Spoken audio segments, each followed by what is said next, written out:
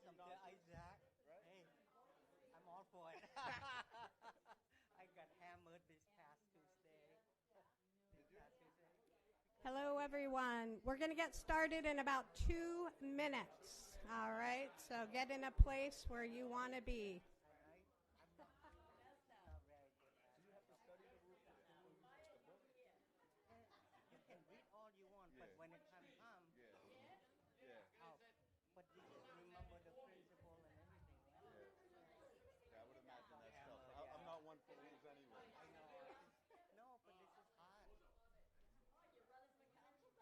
Oh, no, I've been running for years. Here's for everything, Oh, right? yeah, we've been running. We've been running.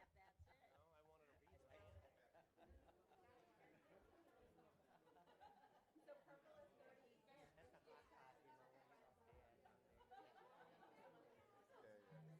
they give you to read it, but all you can do is doing it and learning. Otherwise, That's so I okay. got hammered because of, when have to make mistakes. Yeah. Yeah. There's a rule, but I didn't end up on that one, so I got hammered. Yeah, it's all good. Did you have a good fun about it afterwards? I had good fun. We Yeah. went to Chinatown for a drink afterwards. Oh, yeah? Now I need a pen. That's good. That's good that you can. Yeah, no, it doesn't bother me. People can call me name, and I'm okay with that. Smile and walk away. Yeah. I can be Up bought. to life than just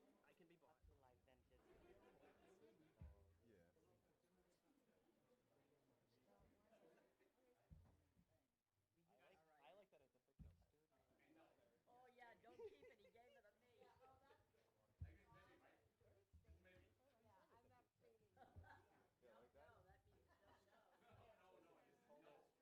Yeah, like that?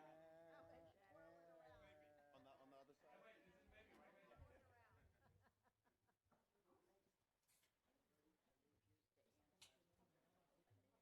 How's everything? Good to see you. Tell us what we in. Rita did. Blame her.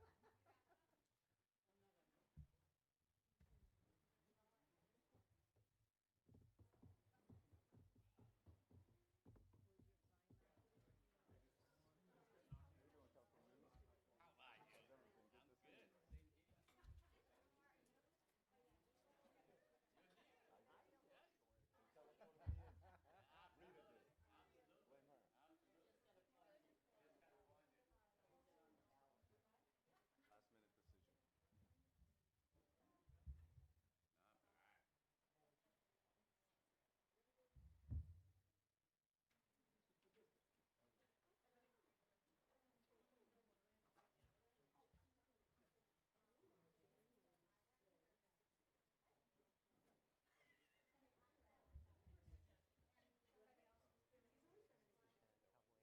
Hmm?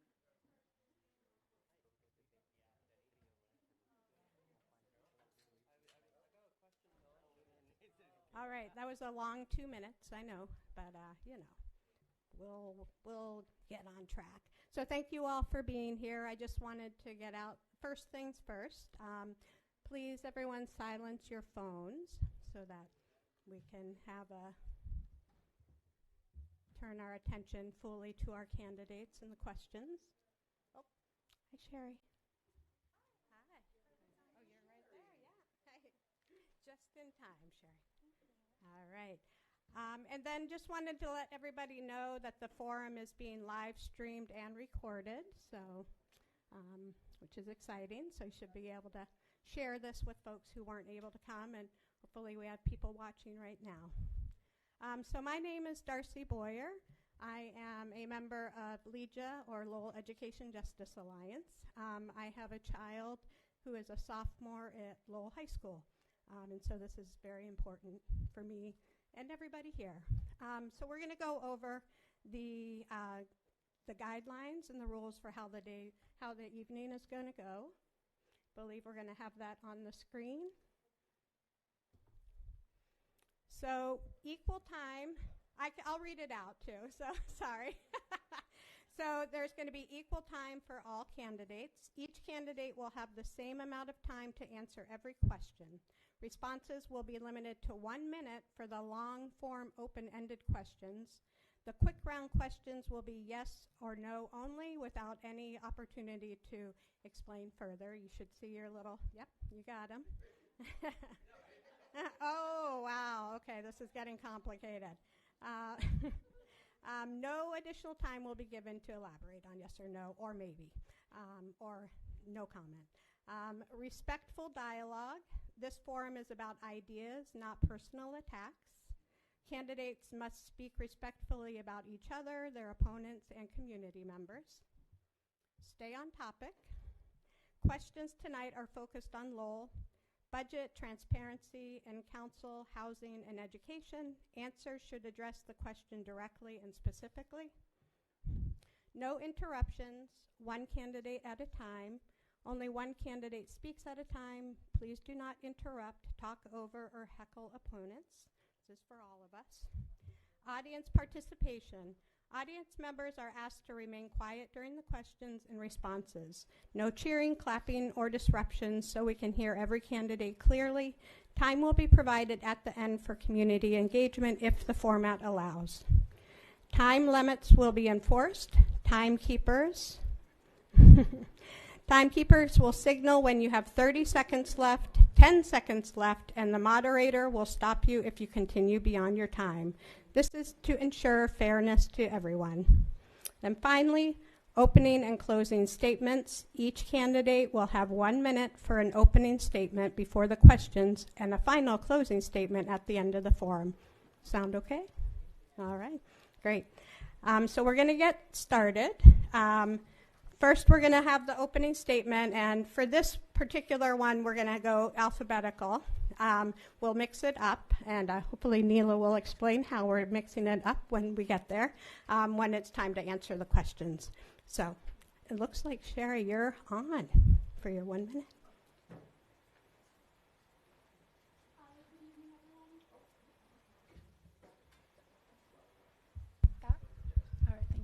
Hello, good evening, everyone. Thank you for coming out. Thank you for being here. Thank you to all the rest of the candidates that are here this evening. My name is Sherry O'Connor Barboza, and I'm running in District 5 for City Council.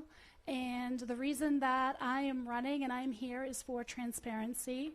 Our residents need to know what's going on with our checkbook in the city and understanding where our money is going. So we pay really great taxes, and we'd like to know. I'd also like universal pre-K and before and after school care, like some of our charter schools have, so we can get our kids into Lowell Public Schools instead of just our charter schools and have it all throughout. And I'd like a solution to the unhoused, and also our disabled and elderly community. We really need to be looking into their concerns. Thank you. Do I just go? We're just, okay. Hi, everyone. My name is... You all know what you're doing. Good. Oh, okay. All together already. Yeah. All right. Hi, everyone. My name is Marcos Candido. For those of you who don't know me, I'm running for District 8 City Council. I was born and raised in this city by 2 immigrant parents. I went through our public school system. After that, after graduating Lowell High, I went to get my neuroscience degree at Johns Hopkins University and then studied addiction at the National Institutes of Health. I also spent my 2 years there helping organize for our union, UAW 2750, which was the largest federal union to form in over 10 years. So I'm really proud of that experience. I want to bring my data-oriented mindset and union organizing experience into City Hall to fight for solutions that are proven to work in uplifting our working class families. That means increasing access to affordable housing, better public transit, and fully funding our schools and not cutting millions of dollars back on it as we did this year. Thank you. Hi, everyone. Pardon the short mic cable. My name is Wayne Jeunesse. I'm running for re-election here in District 4, which comprises downtown, part of Back Central, chunks of Centerville, Pawtucketville, and the Acre. It's kind of the mini at-large district.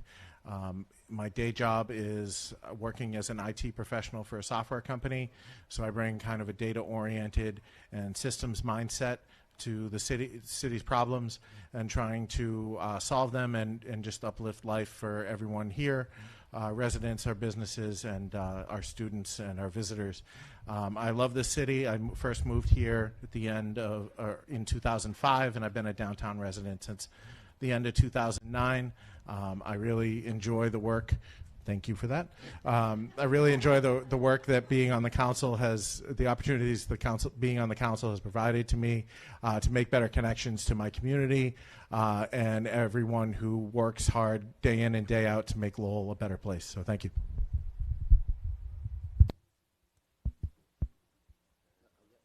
It's on? Okay, thank you. Hi, I'm Belinda Duran, and I'm delighted to be here. I'm running for City Council in District 3, which is Belvedere and a little bit of South Lowell. I grew up in a working class and immigrant family in Queens, New York, but education was my path forward. I got a scholarship to college, which led to my first career as a software engineer. I then later went to business school and law school and became a contract lawyer. So I think I bring problem-solving skills to City Council. My husband and I moved to Lowell 18 years ago because of its diversity and vitality. I'm quite engaged in nonprofit boards and other projects around the city. I listen, I learn, I show up and do the work, and I'm ready to be the city councilor in District 3. Thank you. Thank you. My name is Sidney Liang. I'm running for City Council District 7. I've been in the city of Lowell since 1987. I have 2 children here, and they've gone through the Lowell public school system. My professional life is that I've been working in the healthcare field for over 25 years. So one of my focus is looking into how we use our multicultural, multilingual set of ideas and issues in the community and bring it up and make sure everybody's understand what's going on in our district. Also looking at transparency. Transparency is not only just what you see, it's what you hear and what you learn. So speaking English is not transparency enough. So we have to make sure that everybody understand what's going on in City Hall and learn and give ideas. The other thing also is financial responsibility. We need to know what's going on in the City Hall. Our money is very hard-earned money, need to spend wisely and should be accountable for. Thank you. Sorry, I was making sure you were good. Okay. Hi. It's like I want to make sure the timers are. Hi, I'm Sean. My name's Sean McDonough. I am running for City Council in District 4. I live on Market Street above Brood Awakening with my wife and 1-year-old son, and I am a special education teacher at Lowell High School. I've been teaching at Lowell High School for 3 years. I have a hard time counting school years. I am running because it says it on my t-shirts. I believe that we can have nice things like parks, parking that works for all of us, and pedestrian safety. Nice things are not leftover parking meters sticking out of the sidewalk. Excuse me, I have back to school sickness. So accessible sidewalks, parks, and green space that are accessible to all of our city's residents, and trying to find creative solutions to make that work. I played pickleball recently on the top of the parking garage. I'm going to skip right to the part where I say my name one more time, Sean McDonough, and I am a special education teacher at Lowell High School. Sean McDonough, thank you. No, I can't talk about it. I can't rebut it, but great job. Thank you. Hello, everyone, and thank you for being here. You could be anywhere else, but you chose to be here because you're concerned about our city. You're concerned about the people that represent you, so I admire you for taking time out of your busy schedule to be here. My name is Rita Mercier, and I'm running as an at-large candidate throughout the whole city. I'm running to continue the good work that I started 30 years ago to make a difference in our city. I want to provide the best constituent service that you have every right to expect and deserve. I want to be your messenger. That's all we are, is messengers. I want to bring your problems, your ideas, your concerns for from your table to City Hall. Together we can solve problems while making the city a better place, and I think we've done that over the years. Please don't let my longevity fool you. It is called experience. I have much experience. I could go on forever, but I know that I can't. Time. Thank you. Thank you, Rita. I want to thank the organized team for organizing this forum and LTC for hosting it. I'm a father to my 2 kids, product of Lowell Public School. I spent years serving the people of Lowell with one guiding principle: steadfast commitment. In public service, real change doesn't happen overnight. It happens when you show up consistently and stay true to your value, and also refuse to give up the issue that you stand for. And that's what I've been doing the last 8 years. So I'm running for re-election to the council at large. Thank you. Hi, everybody. I'm Ozo. I'm running for at-large city council. It's going to be a write-in campaign. We're going to be handing out stickers and things like that to make it easy for you. But the name's simple enough: Ozo, O-Z-Z-O. So I guess the best way to describe me would be to kind of list off the activities I'm involved in the city. The first and foremost would be Rights Tenants Group at LTLC. I mean, while we're not exactly where we'd like to be, we've made enormous strides, and we'd like to better services at Lowell Transitional Living Center and for the rest of the city, because if we're served properly, the rest of the city won't have to deal with the mess that's spilled over onto the street. We deserve better programming, better conditions, so on and so forth. Other things I'm involved in: I'm a member at the Arts League of Lowell, Brush Art Gallery. I volunteer with LAMA, Lowell Emergency Housing Coalition, Solidarity Lowell. I've been a fighter in the Golden Gloves. I'm just ready to fight for you guys and stand up for really everything we have coming to us. Thank you. Good evening. My name is Paul Ratayam. My family and I came from Cambodia after the war, and my 4 children, including my wife, attending public school, Bartlett School, then move on to the UMass Lowell.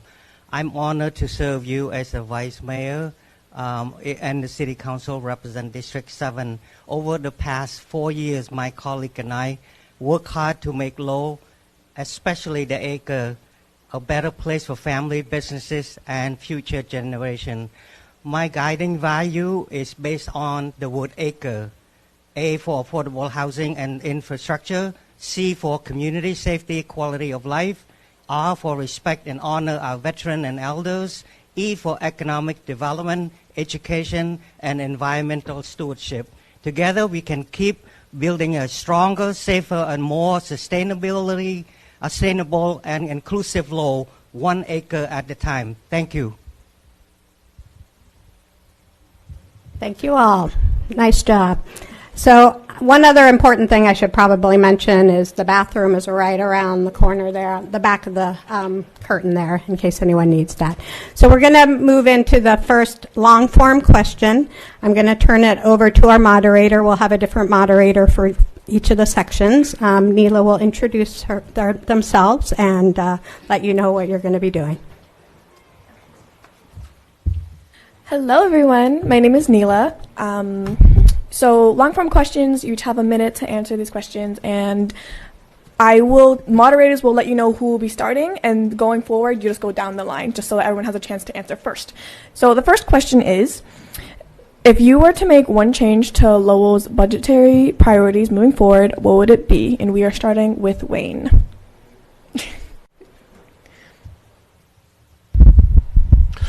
Hi there. Thank you for the question. So I think that everybody talks about how a budget reflects a city's values. And everyone likes to look at our budget document and say, what are we doing? What are we trying to accomplish here? And I think that one important thing to note is that we as city councilors, we can't directly add anything to the budget. Our role is only to cut things. That's the only power that we have under a Plan E form of government. We can only cut items from the budget. We cannot add to it. So I would like to see us figure out a way to do some participatory budgeting with the community. The city manager did that last year, had some listening sessions and had people in to really understand what people are asking for in the community, and I want to see us do more of that. I think it's important for me to have the conversation with the city manager and say, hey, you know, we really got to improve a park here or whatever, but I think it's more important to hear it from the community. So I want to really try to emphasize that through the next few budget cycles, and that's my time. Thank you.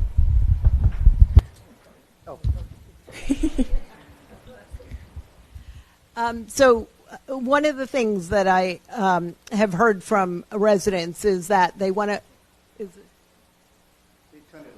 Yeah, can you? Is it?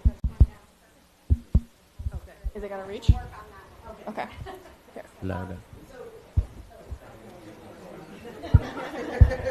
This isn't going towards your time, just so you know. Okay. No, thank you. Oh, yeah, this is much better.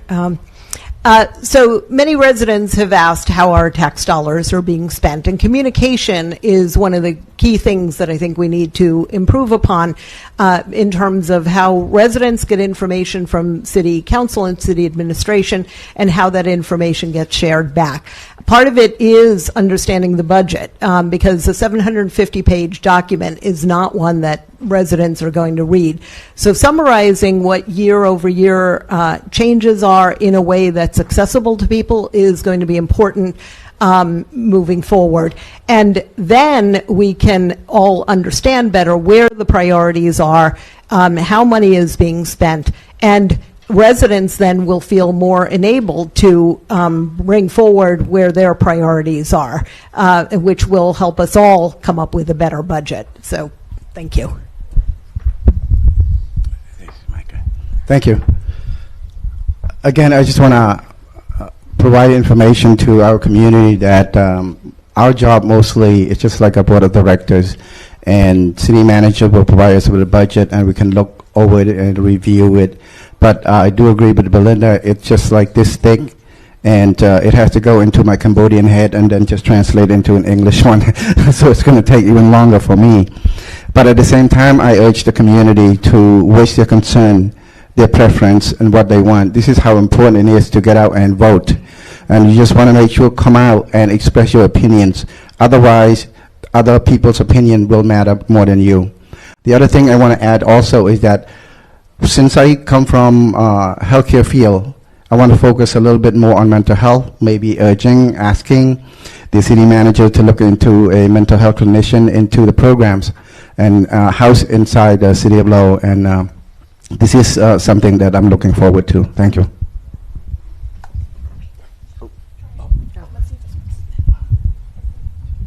Is this on? Is it working? Is it? And time. Okay. I'm gonna wait. Sorry. Thank you. Okay. Yes. So the rhythm has been killed, but here we go.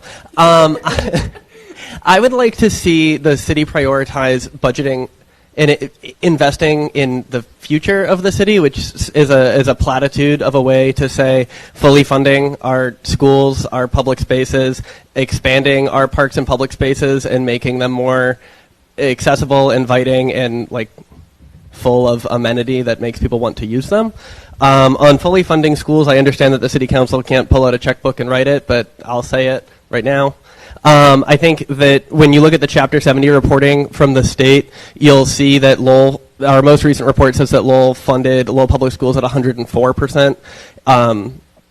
Haverhill is around 114%. Lawrence is at 95%. I would like to see Lowell get to 110%. I think that's a nice immediate goal to shoot for. I'd love to go higher. I got 10 seconds left. Thank you. Are you done? Thank you. You should see me on a doorknob. Okay, darling. When we talk about the budget, there's three things you can do with a budget. You can vote to approve that budget. You can decrease that budget, but you cannot add on to the budget, but you can send it back. You can send it back. And this very council did that. We did that. We sent it back to the city manager because we heard from Liam Skinner, the superintendent of the schools, and he said, $4 million was cut. Can you help us? We didn't approve of that budget. We sent it back. he brought us at least $2 million, and we supported $2 million. Education is very important. And I want you to know MVCLC, Merrimack Valley Central Labor Council, with the teachers union, they endorsed me. Thank you very much. Thank you, Rita. Thank you for the question. I concur with my colleague who's on the council now, Wayne Jeunesse and Rita Musier, with regard to the budget. I also understand that the budgetary participation sessions start about 2 years now. I proposed that. Came from Cambridge, right? Everyone here and everyone at home need to show up and speak up. If you don't, it's not going to hurt. Not going to get hurt. If you care about issues of public safety, education, and other things, show up and speak up. And that's how you get things changed. Also, this election is really important. It makes a difference of how the budget's going to be like. This year, it's okay. Next year, you're going to have a serious budget cut. So let's get our head together, come together, go to that budgetary session for the next year. Otherwise, not going to be a whole lot of change. Thank you. So as far as budgetary priorities moving forward, aside from the schools, I think we should be making proactive moves, such as instead of a parking enterprise, which I don't know how much money that makes, and it just aggravates everybody. Start up things like a boxing enterprise. I see boxing promotions all over the place, highly successful, selling out arenas. It can make the city money. It would, encourage healthy living, participation. Things like this need to be invested in. Instead of plunging money into things as a cost, we need to look at things like an investment, and that would benefit the community. So that would be one of the many ideas that I've actually brought forward about 1.5 years ago. Still haven't really heard anything from anybody. So thank you very much. That would be one of the ideas. So thank you.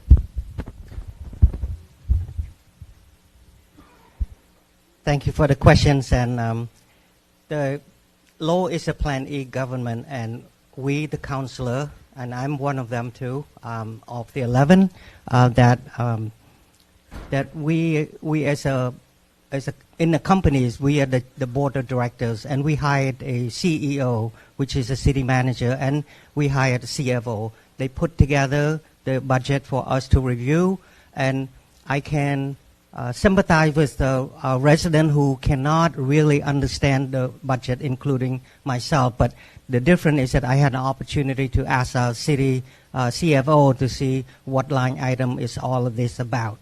The budget is also classified based on the priorities that 11 councillors have told the city manager to put in. For us, it's quality of life, affordable housing, and healthcare, education are 4 areas that we are asking manager and his team to do. And as you can see... And that is time. I'm sorry. Yes. So this next question we are going... Oh, I'm so sorry. Go ahead. Sorry. Even I'm not getting it right. Go ahead. That's okay. Hi, I'm Sherry O'Connor Barboza, and I appreciate everyone's responses. My budgetary priorities would be to ticket individuals that go through bus signs, those stop signs that everyone continuously is going through, and our schools are not safe, so we can just plant the police there and we'd have a big profit, and then everyone would start following the rules. We need to look at more grant writing. I'm sure that it's happening, but we can look at more, and there's tons of grants that Lowell is eligible for right now, and I don't know if they're looking into it. We have the opportunity of applying for a bus that could get our elderly to and from the senior center more easily, and that would be free. Restore and expand the school budget, as many people have talked about. Social works and rides for disabled residents and elderly instead of using an ambulance that the police have to call because they can't get from point A to point B. If we have a safe place... and that is time. I apologize. Oh, sorry. Thank you. Sorry, could you read the question real quick again? At Of this point, course. I've forgotten it. No worries. If you were to make one change to Lowell's budgetary priorities moving forward, what would it be? Okay. Well, again, everyone, my name is Marcos. I've talked about it my whole campaign. My eyes are set on entirely uplifting our working class families. So my priorities have, been affordable housing, public transit, and fully funding our schools and childcare. So I won't, talk about funding the schools. Everyone has sort of mentioned it. We have to restore that funding and even go beyond that. Our schools are critical. So I'll focus my energy on talking about how we should pressure our, city manager into actually using the money properly. We have $25 million. He has, a discretionary fund of like $25 million, and he's using it to refill the same potholes that are just going to arrive year over year. If we have $25 million, we should be rapidly improving our transit system so we can actually boost our local economy and move people around, quickly, efficiently, make our streets quieter, safer. That's one thing I think I would try to change, or try to pressure to change. Thank you. Thank you so much. So just as a reminder, if we ever forget the question, it is behind you. So if you're waiting for your turn, no, don't even worry about it. So this next question, we will be starting with Sydney. And the question is, one of the responsibilities of the City Council is evaluating the city manager. The current city manager's contract will be up for renewal during the next City Council term. What criteria should be most important when evaluating a city manager? Personally, I like city managers to, for one, not a politician.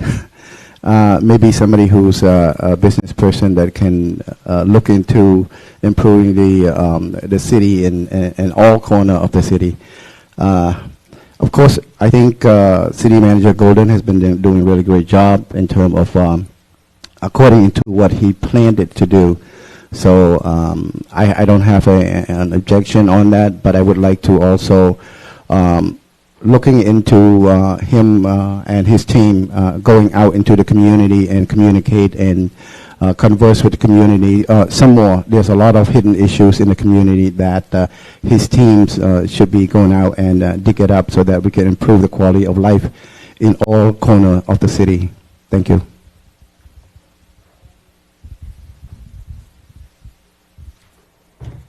Hi. Sean McDonough. Everyone else is saying their name before they talk, so I've got a few looks. Sean McDonough.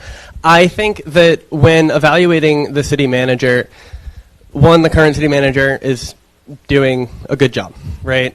Most city managers that are outgoing state reps all wind up doing about a good job. That's what we do in Lowell, I guess. I agree with you, actually, Sydney.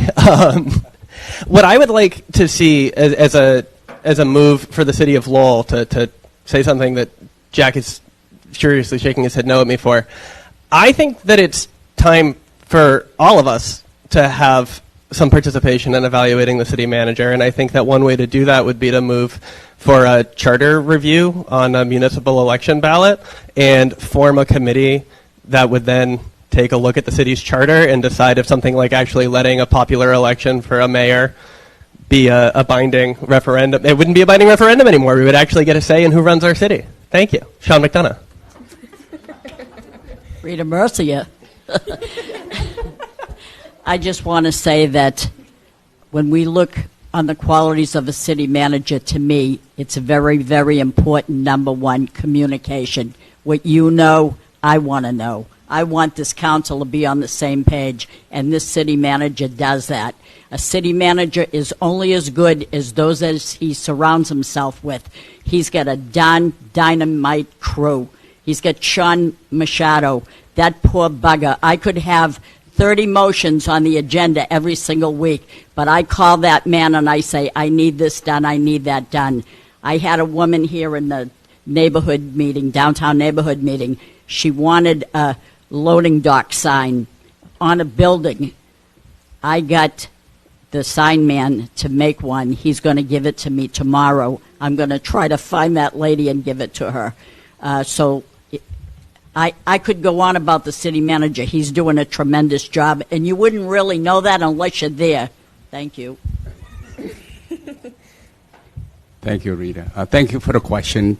It's critical when you select the city managers. It's one that you believe in, one that be more transparent, term of communication, not just to you as a council, but to the community.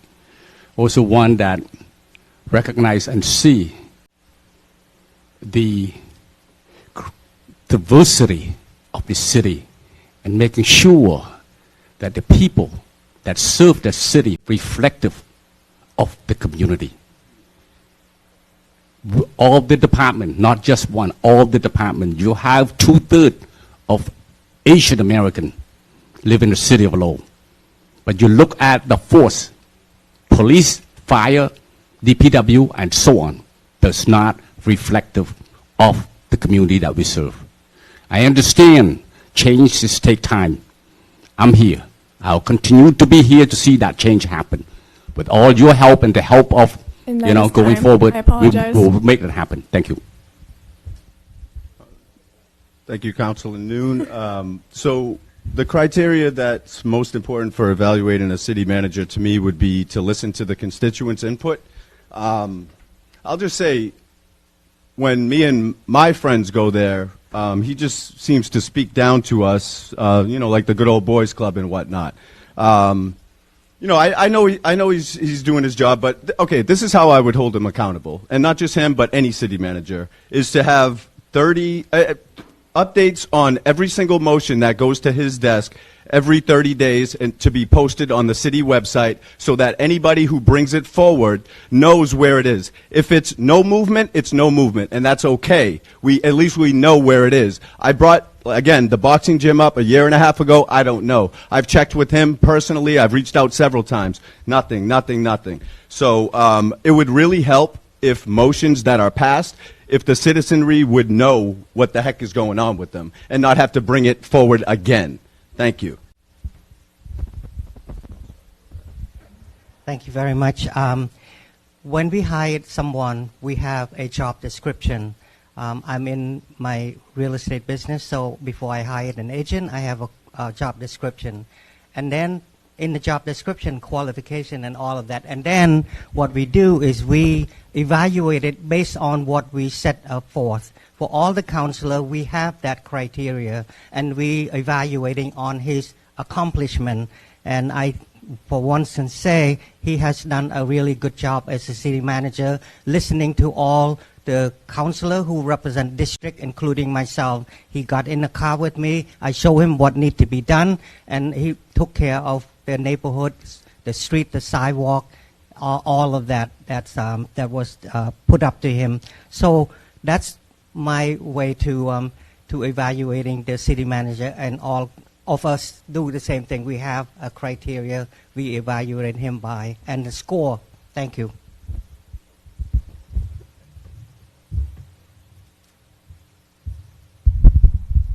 Hello, my name is Shari Barboza again.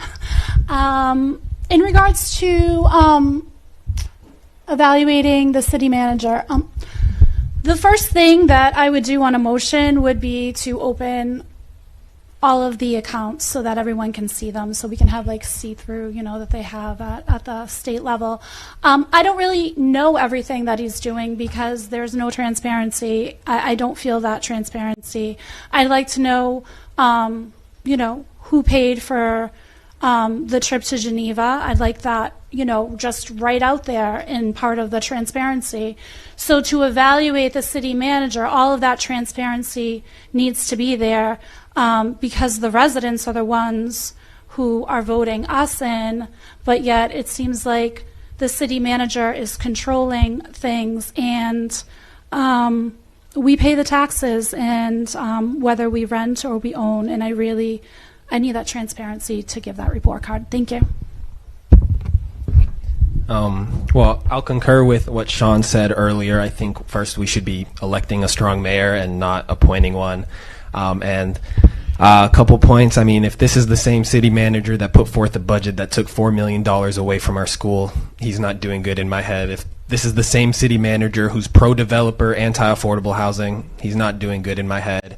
If this is the same city manager who's deciding to spend millions and millions and millions of dollars on our roads but not actually improve our urban planning, he's not doing good in my head. So that's my answer. Thank you. So I think the most important thing to look at is the team that the manager puts around him and the results thereof. You can't really make these decisions based on gut feelings. It's all about data for me. Since we've implemented the 311 system, I think that gives us a whole new lens to look at the performance of the city manager and his team, to see what's getting done, what's not getting done, how long things take to get done. And I think that's all extremely important. I will also note that this question presumes that his contract is up for renewal. The council actually extended his contract. I was, I think, the only person to vote against that extension. The reason I voted against it was not because I thought Tom was doing a bad job. It was because I thought it was too early to do that. His existing contract would have been up in 2027, and it's been extended beyond that now. So I just thought that's an interesting point to make here. But like I said, I do think Tom is doing a good job, and I will continue to evaluate the data as we move along. Thank you. So as a corporate lawyer, I've advised both corporate boards and nonprofit boards, including ones I've served on, about how what our role is to evaluate the CEO, which is what the city manager is. And there should be measurable, objective criteria about the performance of the CEO, of the city manager. There was a subcommittee meeting held 6 months ago or a little more to try to set up those criteria among the city councilors, but it was not successfully concluded. I don't know what its status is.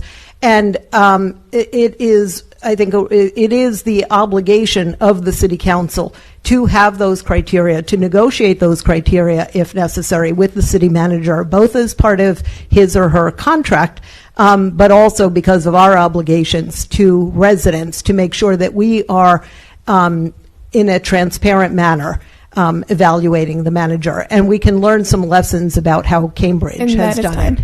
Thank you so much. Everyone got to go, yes? Okay. Thank you so much for all your responses. So we are now going to move on to the second topic, which is about housing, and our moderator is Liz. Thanks, Neela. Hello, excited to be with y'all. I'm Liz. I work at Lowell Alliance. So I've got 2 questions related to housing. So the first one is, earlier this year, the City Council narrowly voted to reject a housing proposal plan that would have increased Lowell's access to state funding for affordable housing. The plan, developed with significant community input, included zoning changes to allow 2-family or multifamily housing in single-family zones and accessory dwelling units. How should Lowell approach zoning in relation to housing affordability? And I'm going to remind folks to speak slowly, unlike how I usually speak, for interpreters. And we're going to continue to skip, so we'll start with Rita.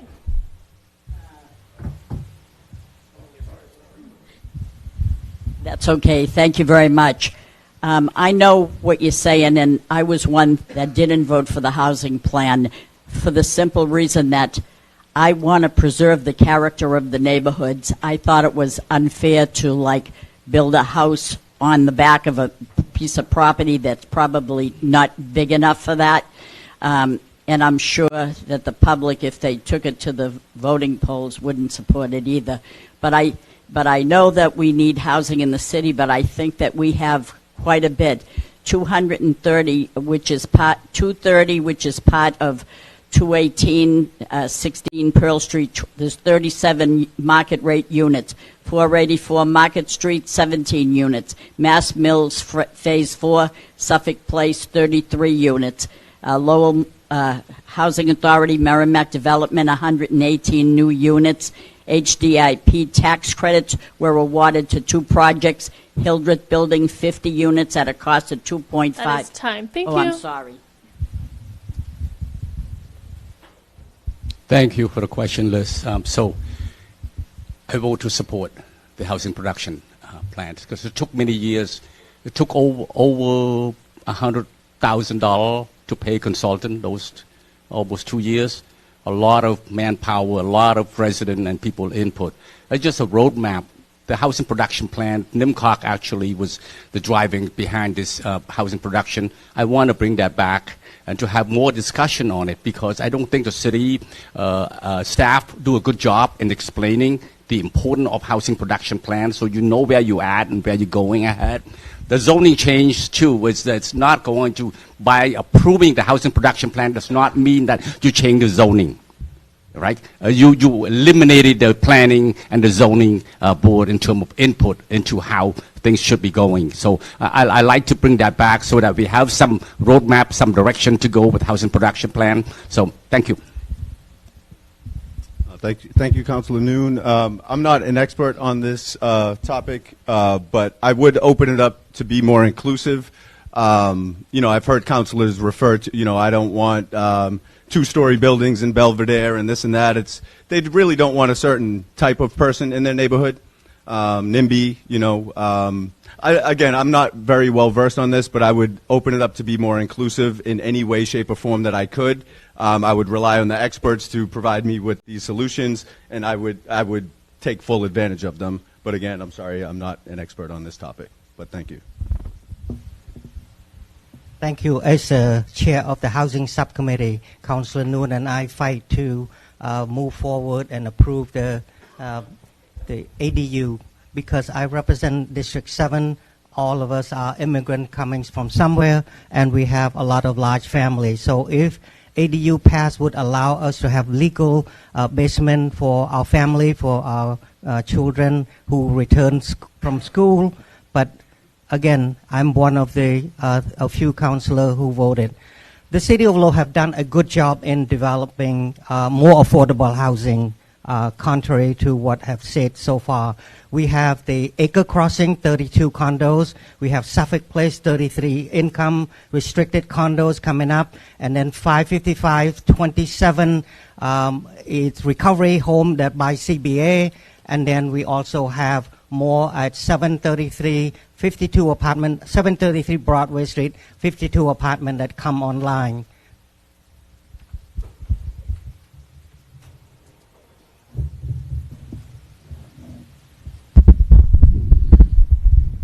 Hi, my name is Sherry Barbosa. Meu nome é Sherry Barbosa. Eu falo português também. Se você quer, eu posso conversar com você assim. The housing production,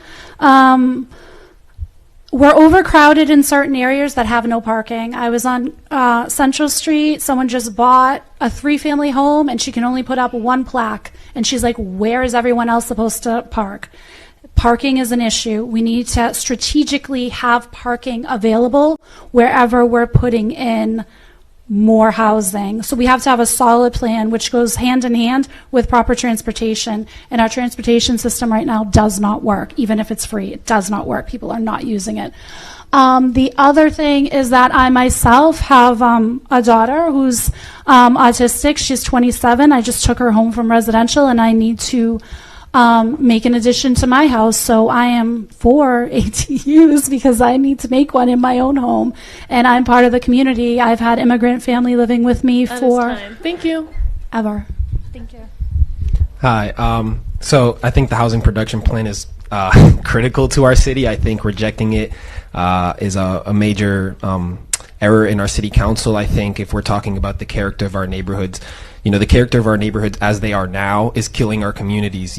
Our growing young adults have no place to go. Our elder community is, being displaced because they can't afford the housing costs anymore. So I think it's critical to build more homes so we can reduce the property tax burden on each family member, so we can have more space for more people, so we can grow our tax base, so we can have space for small businesses, so our city can be better. And I definitely also understand the concern with more people, more cars, which is why a big emphasis of my campaign is better public transportation, so we can have space for more people, so our city can grow and really, unlock the potential that Lowell has. I think passing the housing production plan is critical. So I would like to bring that back to the table too if I was a city councilor. Thank you. Thank you. So the housing production plan was something that I supported. It was something that I worked on. I was part of the steering committee that was put together. I was the representative from the council. I also represent the City of Lowell and this council on NEMCOG, the board that was mentioned earlier, which is the Northern Middlesex Council of Governments. So that's basically Lowell and the surrounding towns. NEMCOG helps all the communities with planning, with creating things like a housing production plan, which the other communities have all adopted. But I do think it's important to take a step back and look at our neighborhoods. We've heard preserving the character of the neighborhoods. Something like 70% of our existing housing stock does not conform with our zoning code on the books. So what exactly are we preserving? I think we should have a zoning code that reflects what we've actually built and allows more to be built in a similar way that fits in. This topic could really take 10, 15 minutes, so I'm going to stop now. Thank you. So both the Housing Production Plan and the Lowell Forward Plan as a whole involved input from a large number of people in the city and reflected the goals of many residents. And those goals need to be balanced. We need to obviously grow housing. We have a need for both market rate and affordable housing, but we also have a city that is diverse in neighborhood feel. And the Housing Production Plan did not require major changes. It allowed for an evolution in how our neighborhoods would evolve. And ADUs are actually now a state law requirement or change. So not really part of this discussion. These issues really are ones that need to be dug into more deeply in discussion at City Council and outside City Council, and not just have either a 1-minute answer here or at City Council. Off again. Thank you.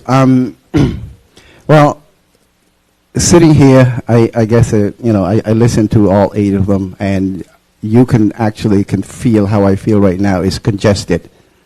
It should be called the Acre Housing Production Plan, right? I mean, listen to all the answers, all happening in the acre. We need to breathe. Where's the green space? Where's the area for our kids? What are some places that should be housed at? So I'm really, really, in a way angry. There's a lot of stuff that's happening. When we call for a housing plan, let's look at the acre. So this is something that we need to really discuss and look at how we're going to move forward in the future. The characteristic of the city, depend on who looks at it, right? Okay. Well, I'm really, I have kids there, and I want my grandkids to grow up there and stuff like that. And we don't have our park is getting smaller. Our street is really, really getting smaller as well. That is time. Thank you. Thank you. Hi. So when I think about the Housing Production Plan, one of the interesting things one of the best things that the Housing Production Plan said was that we had there was a lack of ownership opportunity and a lack of amenity in our densest neighborhoods. To echo what Sydney just said, it's the Acre, downtown, Back Central, Centerville.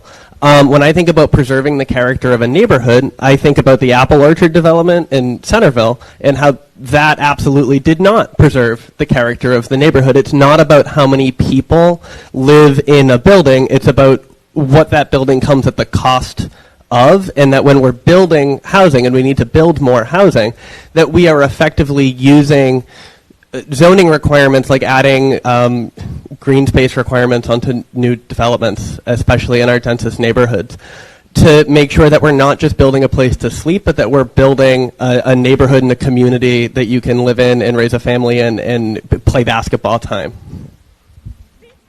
Great, thank you all. And I have one more question related to housing. Just gonna change. All right, what steps would you take to address challenges faced by unhoused individuals in Lowell? And we're gonna continue to skip one, so Ozo's gonna start. I don't know if I have any ideas on this one. So basically what we've been doing with Rights Tenants Group, and that's advocating for better conditions, better programming. I mean, it's pretty simple. Just treat us right and we'll act better. I mean, it's not that much more difficult than that.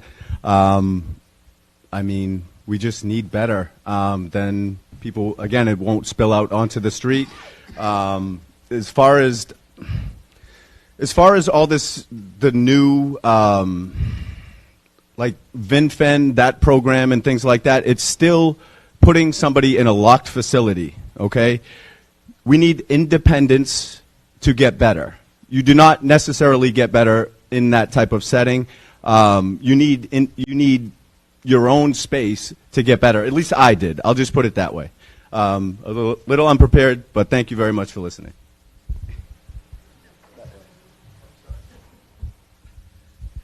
The unhoused population has various special needs, some mental health, some drug abuse, and some from broken homes and stuff like that. So I would prefer to look at a solution to provide some transitional housing with wraparound services. That's what CBA at 555 Merrimack Street have done, and that's what CTI does on Summer Street, providing a transitional home for someone who just transitioned from being unhoused to be responsible living on their own in their apartment. And these are the investment that the city and the council look at it together. Remember that unhoused population in Lowell are not all from Lowell. 50% of them are from somewhere else. And we were told that the reason they come here because Lowell has a traditional housing here while other cities and towns around do not. Thank you.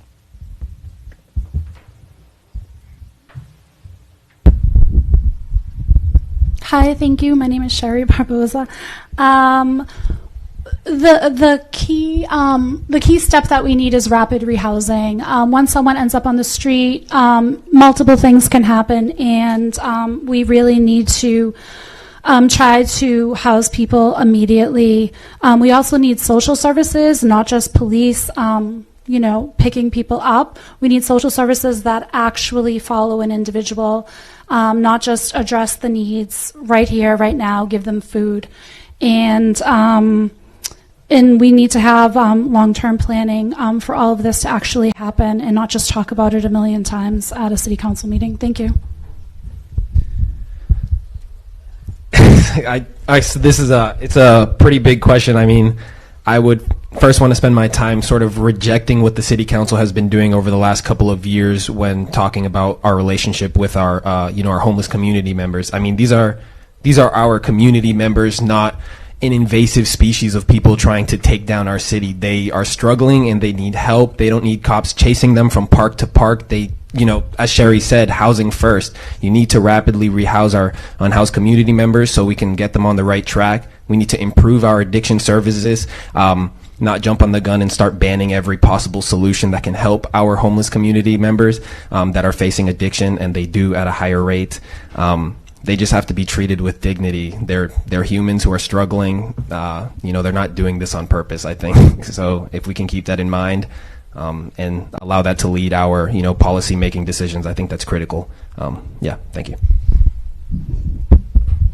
Thank you for the question. Once again, I think this is one that we could spend a lot longer than a minute talking about. One of the biggest challenges is the lack of available affordable housing in our community and in communities around. Because it's one thing to get someone in a shelter bed, to get them off the street, but if you don't have that next step that they can take, that shelter bed doesn't become available for the next person who needs it. And that's something that we see time and time again as a challenge when we have discussions with the city's health director.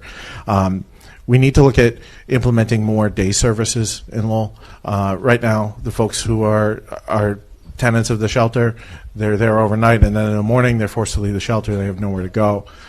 Something like the Father Bill's model in Quincy, which I won't go into, but something to look into to give folks an opportunity, somewhere to be, somewhere to actually, whether it's accessing services or even just doing their laundry, simple things like that to give people an opportunity to grow. And then we just need more permanent supportive housing everywhere. Thank you. So the challenge of homelessness is an issue I've been researching for the last 5 years. It's complex and it's not unique to Lowell. There is a lot we can learn from experts nationwide, and I've gone to a number of conferences, but I'm also learning from our service providers on the ground and meeting with them at Elliott Church to understand what is specific to Lowell.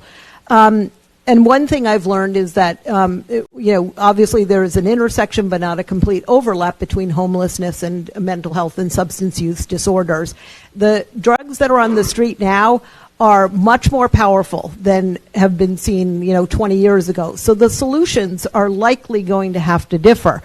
And we're going to need to collaborate and communicate, openly and honestly about how we're going to triage the various folks who are involved and what the costs are going to be and how we're going to move forward. But so far, we have just been shouting at each other about this issue. Thank you. Thank you. I have a 24-year-old nephew. He's an addict, and he's unhoused, but he does have a house. So we're not trying to treat a symptom, but not the disease, and we've been doing that. This is one of the reasons why I need a sustainable clinician, mental health clinician, right in the city hall. It shouldn't be 1 year, it shouldn't be 2 years, it should be right there all the time. So community housing, the same way. But I don't want the council to ban community housing, just like the harm reduction site. So we need something that's sustainable, for our future children as well. This is hitting home. And it's not just numbers, this is a family, community member, friends. So we need to really look into this and build a sustainable site, for them, so they can go to and they can call. When you don't have a clinician on site, it's very, very difficult you can't get a cop, you can't get a police officer to go get them. It's not good. I think one of the first things that we need to do to address some problems both at the shelter and in our affordable housing is to make sure that the city's inspectional services is paying as much attention to the conditions in Section 8 housing and also at the shelter. Because when you have when you're affordable housing, when it's a 4-year wait list and to get into affordable housing, or if you have a bed or a room at Lowell Transitional Living Center or anywhere else in the city of Lowell, you deserve to have a living space that's free of mice and bed bugs and mold and have breathable air and have a bathroom window that you can obscure so that people don't see you showering from South Common.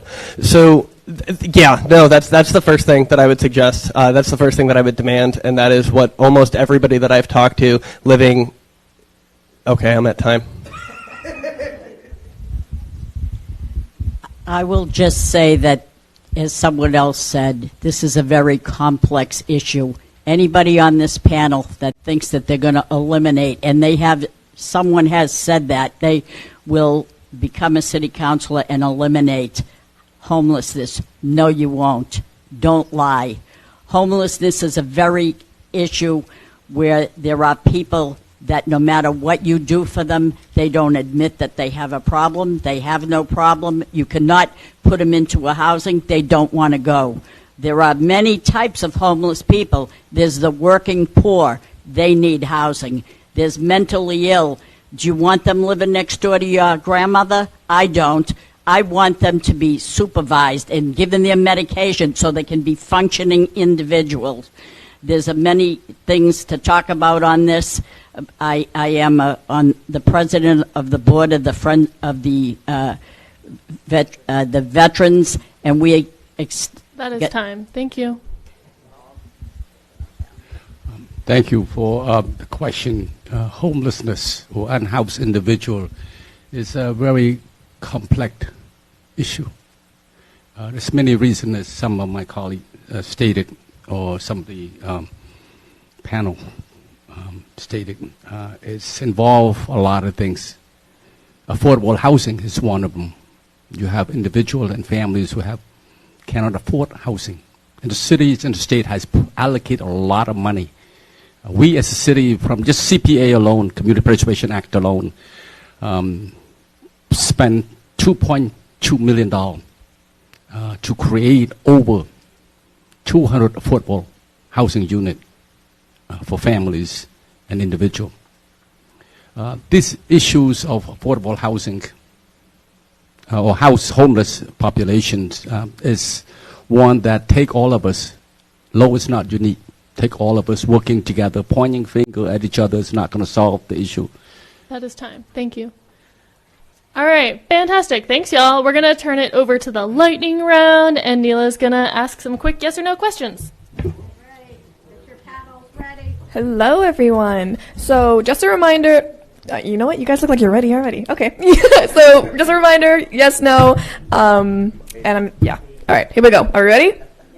So first question, should all council votes and meeting documents be published online within 48 hours? Okay. Second question, would you support requiring city council agendas and minutes to be available in multiple languages? Beautiful. Question 3. Would you support Lowell providing live translation on request for city council and school committee meetings? Fourth question. Should counselors be required to hold at least one public listening sessions per year in their district? Number 5. Do you support zoning reforms to allow accessory dwelling units, ADUs, in more neighborhoods? Okay. Number 6. Should Lowell expand inclusionary zoning to require affordable units in new large developments?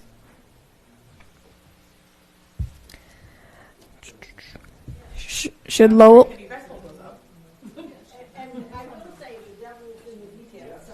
That's fine. That's completely fine. I lost my spot. I'm so sorry. Thank you. So 8. Would you support creating a city-managed affordable housing trust fund? Did I? This guy here. Okay. This guy here. It's okay. No, you're good. Okay. We're going backtracking. Okay. Should Lowell expand inclusionary zoning to require wheelchair accessible units in new large developments? Okay. Number 9. Should Lowell pursue more partnerships with nonprofits to create transitional housing? Oh, yes, of course. Number 10. Do you support expanding bus shelters and benches across the city? Okay. Do you believe police-led clearances of encampments are both ethical and an effective strategy for public health and safety?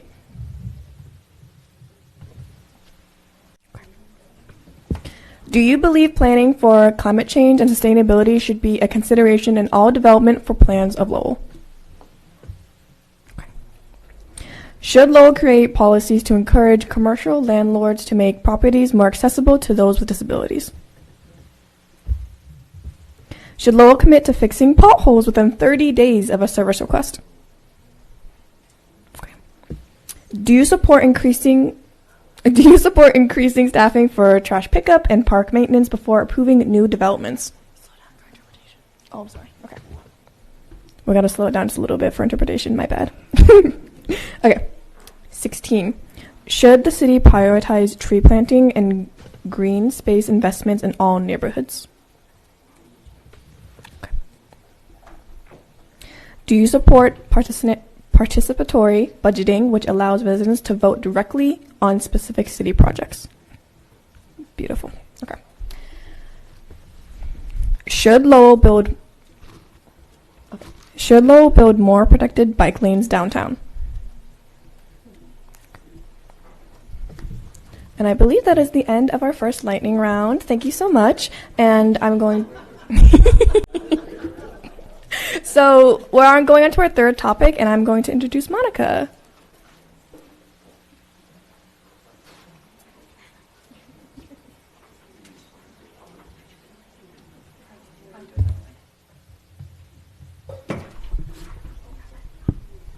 Hello, I'm Monica. I am a parent here in Lowell. I have a 7th grader who's been in the Lowell schools, and she's a special education student. So I'm going to be asking 3 questions that you each have a minute for on education. The first one, how can the City Council foster a positive working relationship with the school committee to strengthen education in the city as a whole? And we're starting with Marcos.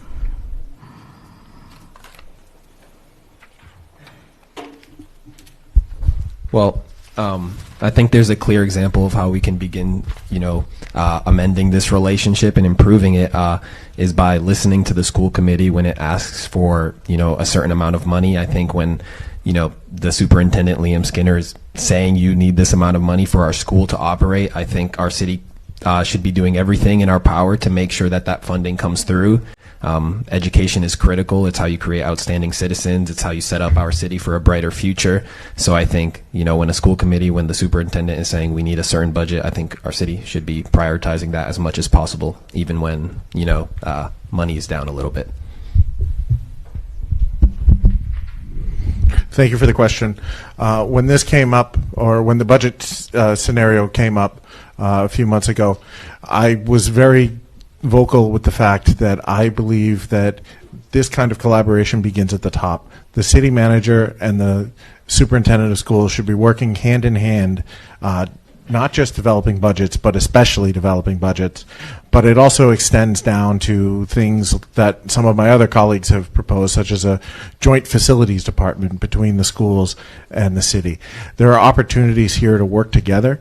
And I also think it's important to note that the mayor that we choose as part of the city council currently does serve as chair of the school committee. So I think it's important that we select a mayor who's interested in working with the school committee and not against them. I'm not saying anything about our current mayor or mayors in the past, but that's a consideration for me when I decide whom I'm voting for mayor. Thank you. I guess you're getting this one. Yeah. I think having a strong relationship between city councilors and school committee members, between the administration on each side, is key. Frankly, I don't watch as many school committee meetings as I should as a city council candidate or as a resident in Lowell. And I think it's important to understand what's going on at the school committee. I think it's important for all the city councilors to do that, and it's something that I realized and need to take on myself to understand better what's going on at the school system. But it's really comes down to, we talk about a positive working relationship. It is having relationships between the folks on both sides and not view it as adversarial. We are all in this together trying to get good education for all our kids from age 3 to forever, because we're all going to need to keep learning. So having that relationship and then building on it through communication and collaboration is key. I think originally I didn't really understand that, because I know that school committee members going around the city and trying to get votes and stuff like that, and so do we. But at the same time, it's almost like every time there's a budget coming up, the school committee seem to be secondary. And I think I agree with Wayne that the city manager and also the superintendent should be working hand in hand, because we are carving the next generation. And so therefore, we should be building this partnership because the parents are also very connected to the school committee. I am pretty close, and I know I will be continue to be close with the school committee members, whether, under whatever capacity, but that's the way to go so that we can improve our community, and especially our kids, the Acre kid, also the Lower Highland kid as well throughout the city. And it's very important for the parents as well to be connected with the city council as well with the school committee members so that they in turn ask for more involvement in it. If only we knew a candidate who was also a teacher at Lowell High School. So I am a special education teacher at Lowell High School in what we call the LEAP program. So that is just a bit of personal background that I think should center how I feel about education. I also have a 1-year-old who's going to need to go to a school somewhere someday. As far as immediate steps, I think when the talk around the school budget was going, there was a lot of discussion about a memorandum of understanding and maintenance of effort, and I don't really think anyone knew what any of those things meant publicly, right? You'd read it in the paper. I knew what it meant, but whatever. I think making sure, so maintenance of effort is when the city comes in to fix a leaky pipe, they bill, the school department doesn't have to pay for it because the city plumber does it, and then that comes out. The last time that agreement was done was 2011. I think setting up a schedule of regular review, just like we do every other contract that the school department ends in, is one way to increase transparency. And time. Thanks. Thank you very much. I do believe very strongly that the school department is not an island of itself. It's a department, and it's part of the city, and we should have great collaboration between the manager and Liam Skinner. I also want to say that children going to school can't function properly if the roof is leaking and there's water puddles there and there's barrels collecting the rain. Also, if the boilers aren't working and it's cold, this is a detriment. So McAuliffe School, new roof. Robinson School, new roof, boilers, exterior windows. McAvenue School, new boiler. Wang School, new roof, new boilers. Bartlett, new boilers. This all took place since fiscal year 21 right up until today. Shaughnessy School, new roofs, new boilers. Pawtucket, new chiller installation. Cavallo turf field was redone. There's so many things going on in the schools to benefit the children, so thank you. Thank you. Thank you for the question, and thank you, Rita, for listing all those work and renovations that the cities and the school do to their good relation between Manager Golden and Superintendent Skinner. We have to foster and build up on that relation. There's nobody sitting in this room or outside listening doesn't believe that education is a cornerstone to a good citizen, a better life. And my family is an example of that. So I think, too, is that the relationship between the school committees and the council could be better. We now, in the past, relied on our mayor as our representative or chair of the school committee to send our message or a feeling. Going forward, we ourselves should also be involved, myself included, in that process as well. So, thank you. Thank you. So again, not my expertise, but okay, we can strengthen the relationship by funding the schools properly. It's pretty simple. I think people would be happy with that. Excuse me if I have the details incorrect. I believe it's pretty close, but over the past 10 years or so, I believe they've cut about $24 million from the school, if I'm correct. So I don't see what some members of the council have said matching up with what's actually happening. I would fully be on board to restore that $24 million and put however much on top of that to ensure that our schools are competitive with the schools around the area. When I see athletes, go to prep schools because the services aren't good, that I don't know, it rubs me the wrong way. So, and it's not just athletes; it's anybody who wants a quality education tends to leave, and I don't want that. So, thank you. We came from a culture where we value the education so much, and that's what I bring to with me on the council floor. We trust the manager and the school superintendent to work out the budget together. But what lacking that I would love to see is that the city council and the school committee jointly meet and go over the budget together, because right now we have not done. We just hear through the city manager, and the school department and the school committee would hear from the superintendent. Each one have their own version. So I pressed the solicitor, pressed our CFO, and he said the net school funding is more than what need than compared to other cities in town. And I would love to work to increase the Chapter 70 funding to the level that at right now 104, but I'd like to increase, as Sean was saying, and then the contract. That's time. Hi, my name is Shari Barboza. I have 5 children, 2 stepchildren. 2 have autism, and we've been in the Lowell Public Schools since like 2004 when we bought a house over on B Street. So we're talking about the relationship with the school committee to strengthen education and the city as a whole with the city council. So the city council, the city is responsible for our buildings. Our therapeutic schools, sorry for translation, but I have a lot to say. Our therapeutic school buildings are in shambles. I just took pictures the other day. The roofs are falling apart. The shingles are falling off. Windows are boarded up. Our children, our special ed children, are in these schools. Our children that receive money from the state are in these schools. We can follow that money, and the schools are falling apart. Their playgrounds are almost non-existent. These are all areas that the city council can help with, and we need to elect our mayor because our city, as they've said, the mayor sits on both. We need to repair them. The elevator at the Bartlett hasn't been functioning for I don't know how long, and we need equity throughout the city for schools. Thank you. Please pass it on.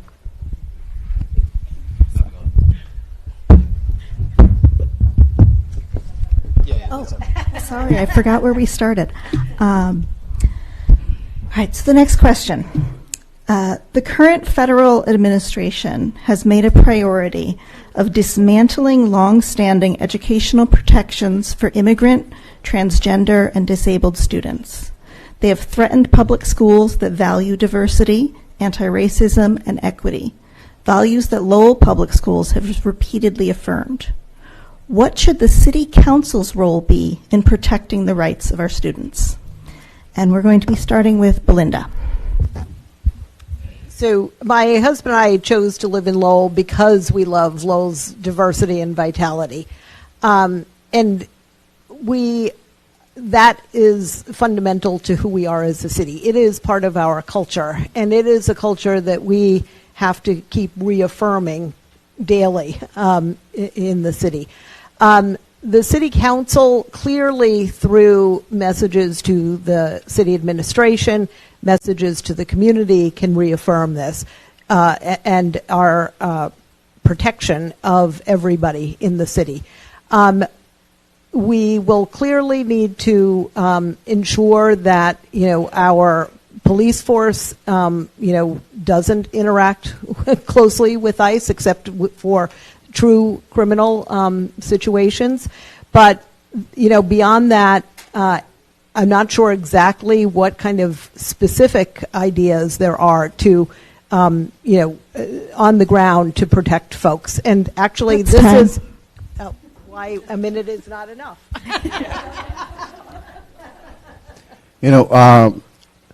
Loving kindness is not just a simple phrase. Also, racism and public health crisis is not something you put on walls. You saw our campaign. We have our flag plaque right on it. We're the only campaign who have our pride flag on our sign everywhere. So I don't have to say a lot. I've been taught that way, and I've shown that way. We're not saying it, we're doing it right now. So, right, Nancy? So yes, we are doing it, and we're supporting, and this is through my learning, through my experience from 25 years working as a healthcare providers. We treat everybody, we protect everybody. So again, I don't have to say it, we're already doing it. Thank you. Hi, Sean McDonough. I think to start with, and it's only a minute, so it's probably all I'll get to say.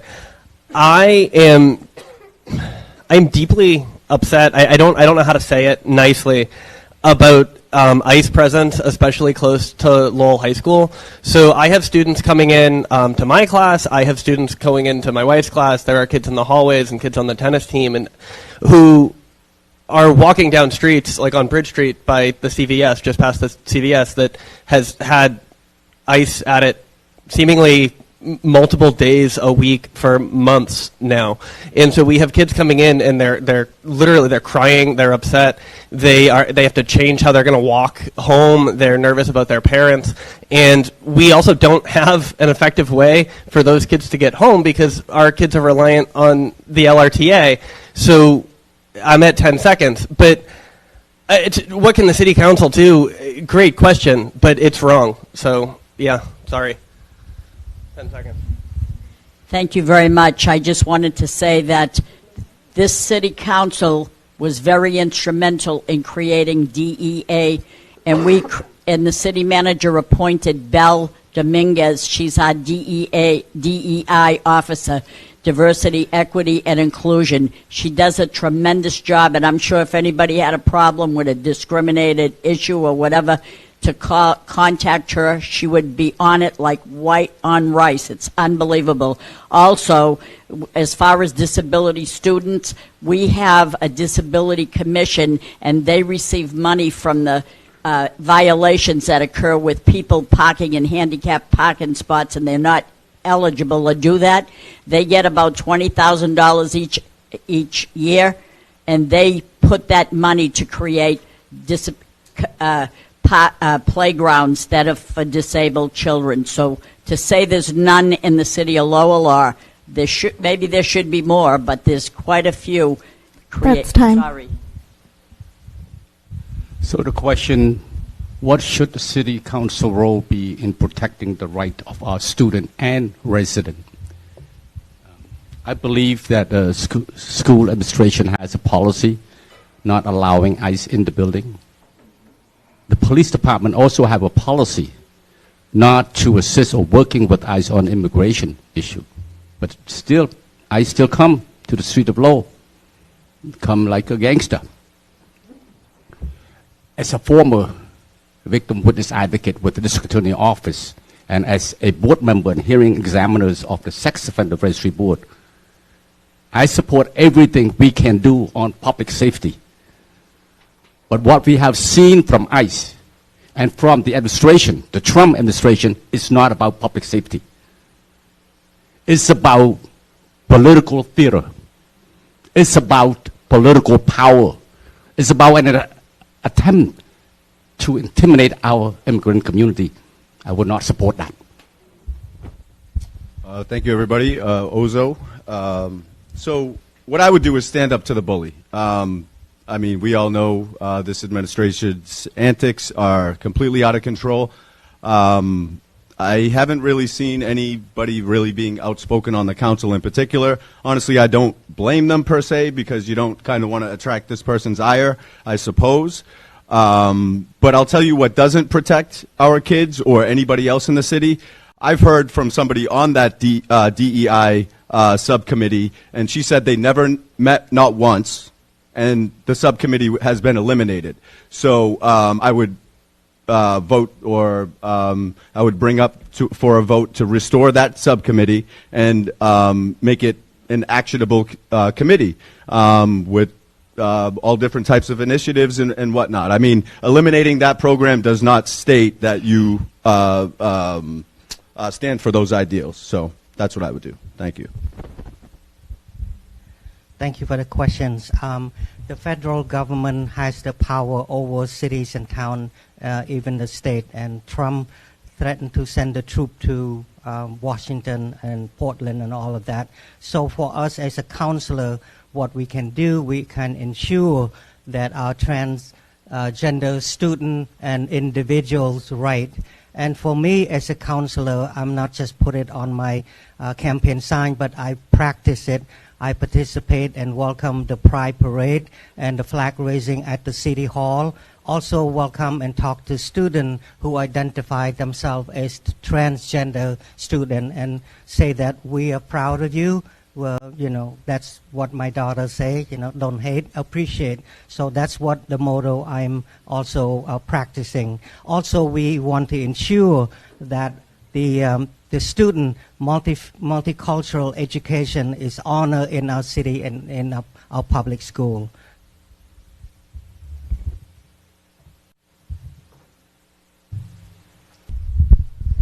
Hi, again, this is like way longer than a minute. So we're talking about protections for immigrants, transgender and disabled students. So let's just focus on that because this is a huge question. So our playgrounds are not all equal. My son currently attends the Morey School, and the playground is much of nothing, and they just spent $1,000 to re-hot top it, and it's not accessible, and they have handicapped students.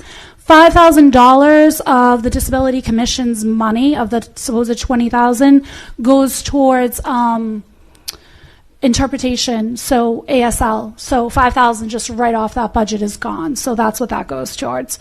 I don't want to bring up anyone's name, but at the last city council meeting, we just talked about a slide costing like $8,000. So I don't know how we could do that all. I'm about inclusion for all. I don't care who you are, what color, what gender. We have inclusive bathrooms for all, and which would include handicap, unisex bathrooms. That's time. And it's a done deal. Hi.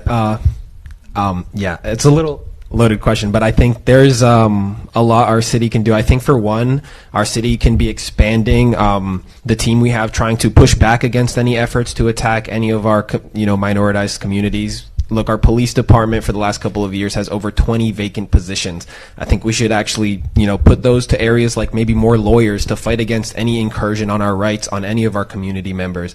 And I think as we talked about ICE in our city, I think, as the son of two immigrant parents, I know families, I know friends, I know people who have, been abducted by ICE, who have been held, and I think our city needs to be doing a lot more to really fight back against this. I think if someone is literally coming to kidnap your family members, our police officers should be able to intervene and mediate the situation. That's the sort of response we need, because that's the sort of crisis our city is facing. But yeah. Thank you. I agree that this is not a minute answer, but I'll do what I can. So I think it's important to note that the City Council can adopt policies for the city administration in how we work with organizations. As Councilor Nude mentioned, the school district has a policy on the books about inclusiveness and what they will and won't do. The city has a policy on the books about Lowell Police and whether or not they work with various agencies, and I'm proud that they don't, specifically ICE for immigration enforcement. That is not an appropriate use of Lowell police resources, so I'm glad we've done that. But I want residents to know that Lowell Police can support you in these situations. We had a situation in my building where I live, the condo building I live, where ICE came in and was knocking on doors. When that came up in this very room at a downtown neighborhood association meeting, Captain Damaris, who was here, said, "Call us next time." That is private property. If they need to be removed, the LPD will do that. So keep in mind that's an ally for this whole community.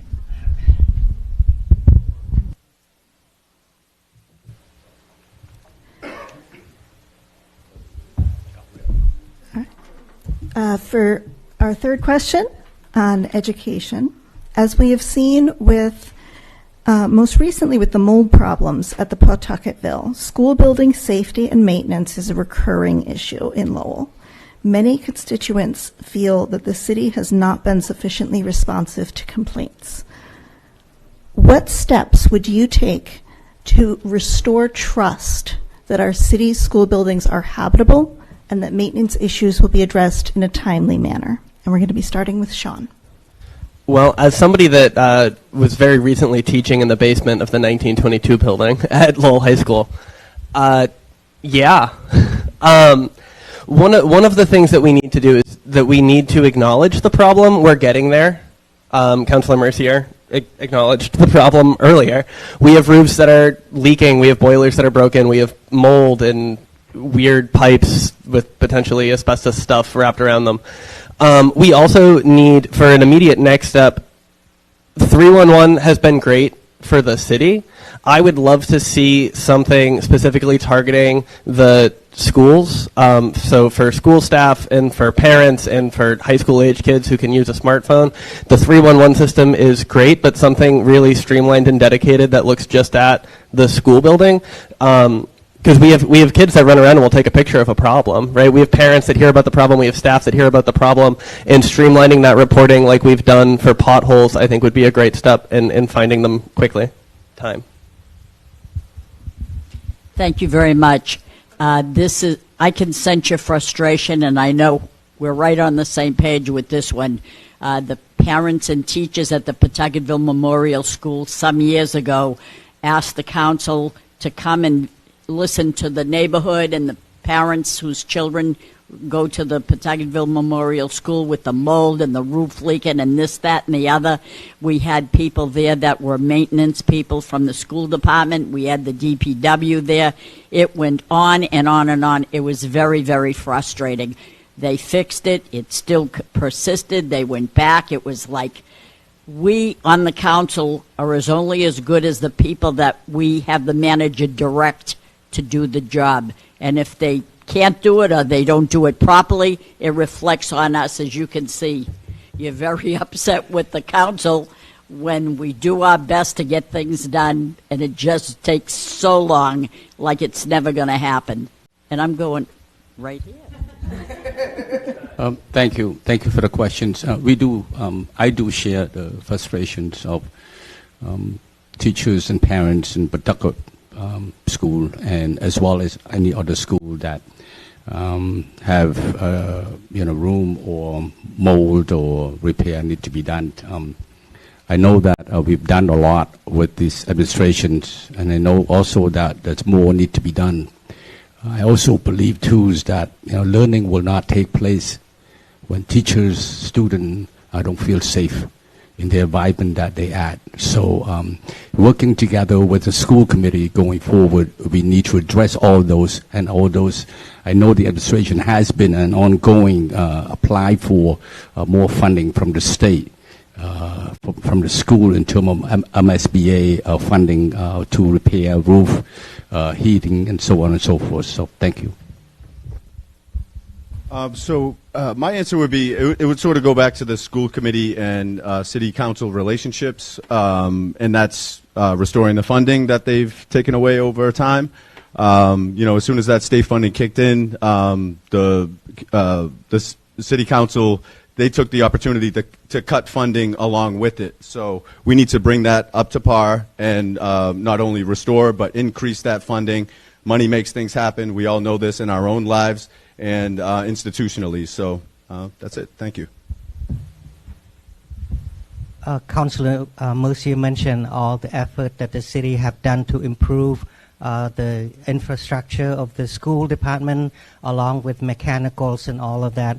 And the thing is that it takes money to do all of that. So jointly with the school committee and the school department, the city worked together and creating a building maintenance, joint building maintenance group together. So this way we can resolve the problem clearly and quickly.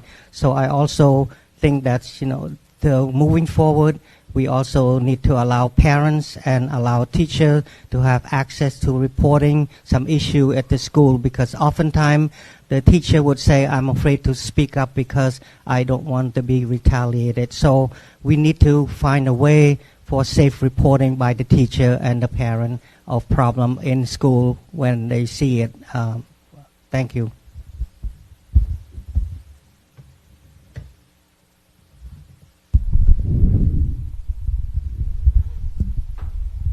Hi, thank you. So in regards to the school building safety and maintenance, I'm just going to focus on that once again. So I think you've already heard the Bartlett School elevator. I don't believe it's fixed. That means that 5 classrooms were moved around and their open house was pushed off. And the ADA compliance across the city, not just in our schools, is lacking. So how we take care of our special needs, how we take care of our elderly, how we take care of our students is a reflection of how we take care of our people.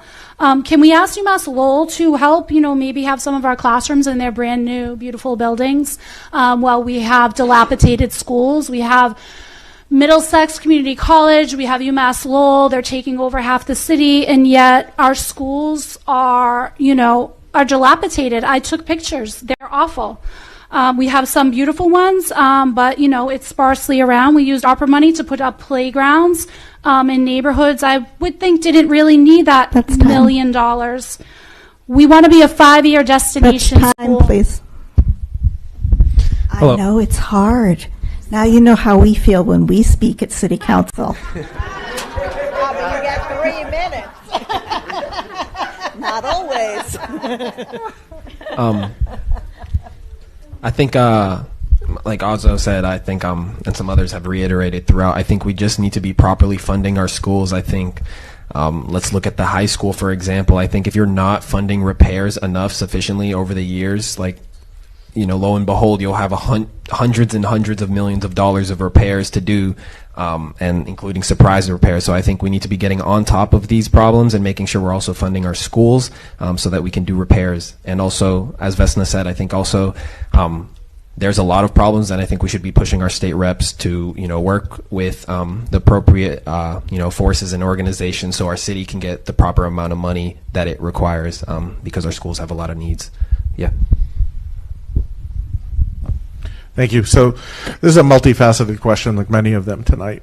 But I see several avenues by which we could continue to work to improve. And as everything that was mentioned by Councilor Mercier, there has been a lot of work done over the past few years in the schools. But it's clear we still need more. Many of those repairs were funded by the Mass State or the Massachusetts School Building Authority programs, and I think we need to be going after every possible dollar from those programs as we can in order to empower us to be able to fix more things. The Joint Facilities Department that I mentioned earlier, I think would go a long way to help streamline this and understand what's needed and get things resolved quicker. And I think there should be a standing joint subcommittee of the city council and the school committee to meet and talk about these things, whether it's quarterly, monthly, just to understand where everything is, to build that trust and transparency we're talking about. And I'm going to stop before I get yelled at. So the role of the city council is not to micromanage, but to set policies and require the administration to come up with plans and prioritizations. And that's not just for maintenance of the schools, but it's really for maintenance of all of our infrastructure. And once we, to communicate that to city council, to residents, so that we can, where appropriate, weigh in and help guide those prioritizations in the future. It will also require investment from state or local funding, which we have to be aware of. But I think it's important that we communicate and really understand where we're heading as a city, both on maintaining our buildings, but also maintaining our infrastructure more generally. I thought it was done. Is it? To be the last one answering questions sounds like we're talking like school in Cambodia or something like that. It's I think we need all the support we can get, and also communication between parents and also the teachers, especially with students when they walk to and from school. They should be able to communicate about safety to the teachers as well. And also I encourage the city council and also school committee to look into the Safe Route to School program. It's a program where they help improve the school's infrastructure as well. Is that when you get up to $400,000 to fix school. I used to work for Mass in Motion Project, where I'm looking into a lot of school bike rack, bike lanes, Safe Route to School programs, including a lot of issues that protecting kids to and from school and parent as well. Thank you. Thank you. I'm now going to turn it back over to Nyla for a few more lightning round questions.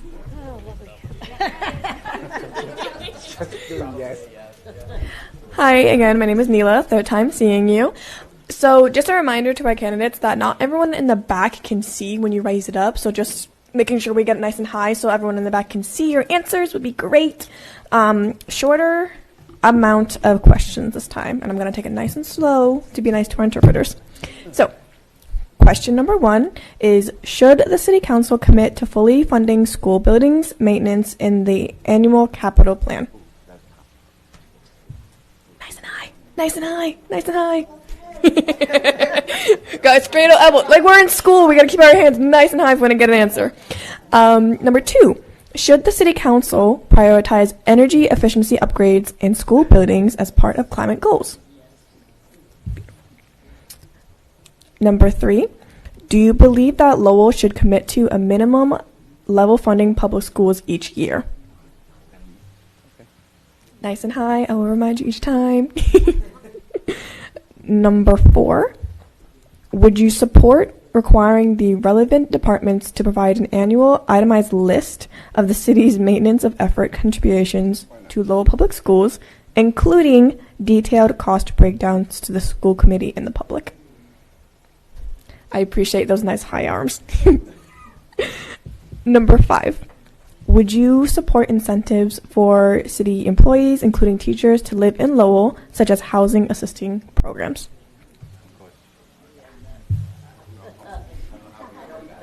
Yeah, I don't know how you do it either. And and for our last question, do you believe that one of the responsibilities of a city councilor is to advocate to the state legislator for full funding for charter reimbursement? All right. Thank you so much. I was like, hold on.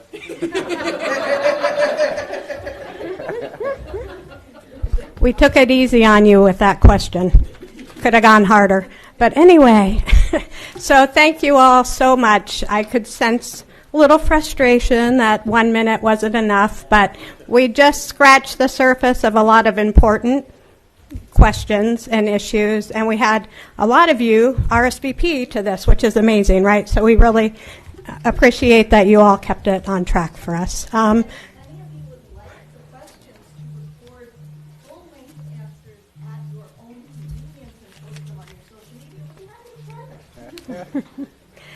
So I am here just to thank everybody again.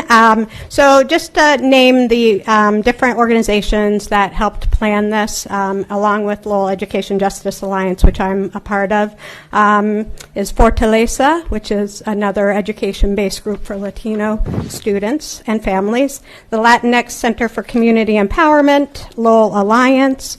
Thank you to Lowell Telemedia Center for doing such a great job helping us with this. We also had Lowell Votes, Massachusetts Education Justice Alliance. There are alliances throughout the state, and then the Merrimack Valley Project. So I also wanted to acknowledge our planning committee. I was going to point you out, but I can't because there's so many. Oh, shoot. Hi. Did you all want to do a closing statement? Really? I almost let you off the hook on that one, but I know you have a lot of things going on in your head going, why isn't she asking me? Okay, so anyway, let's back up. I've already taken care of part of the closing, so we're good.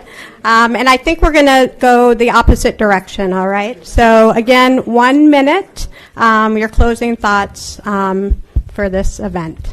Thank you. My name again is Paul Ratayam. It is my honor to be serving the city and particularly the Acre as a vice mayor and the city council for the last 4 years. I want to thank the organizer and everyone listening tonight. Over the past 4 years, we made a real progress together in Lowell. We created new affordable housing, repaved some streets, sidewalks, upgrading our parks, including North Common and Clemente Park in Cambodia Town, improved infrastructure across this neighborhood. We support small businesses, brought the economic development, promotes stability, and clean energy, invested in education, quality of life for families and senior and veteran. So I'm proudly, and my wife and I, my family and I, humbly ask for your vote November 4th to continue this progress together for a more vibrant, inclusive Lowell.